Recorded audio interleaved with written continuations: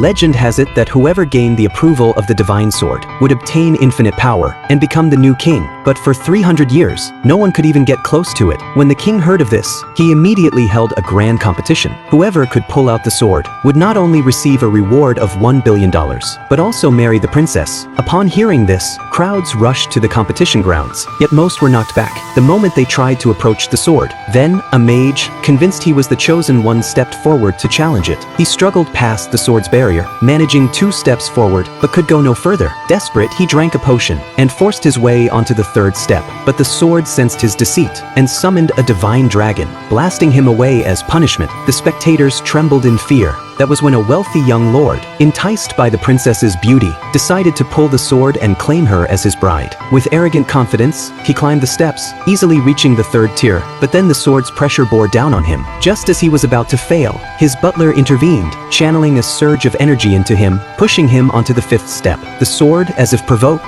unleashed an even greater force. The butler then ordered all the servants to lend their life energy to the young lord, barely propelling him onto the 6th step. But the sword erupted with power, hurling him back in defeat. But the king was pleased and declared he would wed the princess to the nobleman. The princess, however, was furious, refusing to accept her fate. She stormed onto the platform, determined to wield the sword's power and change her destiny. But the sword's might was overwhelming. She barely made it to the 3rd step before collapsing. The young lord sneered, telling her to surrender and accept her place. Yet the princess refused, drawing her own blade in defiance. She pushed forward, reaching the 5th step, but could go no further. Just as despair took hold, a lone man moved by her resolve stepped forward to help. The young lord scoffed at the beggar's audacity, and even the princess doubted him, but the man ignored them, striding effortlessly past the crowd's stunned gazes, until he stood beside the princess. The young lord, enraged, accused him of cheating, but the man paid no mind. He walked on step by step, until he stood before the divine sword. Suddenly, the sword summoned the divine dragon again.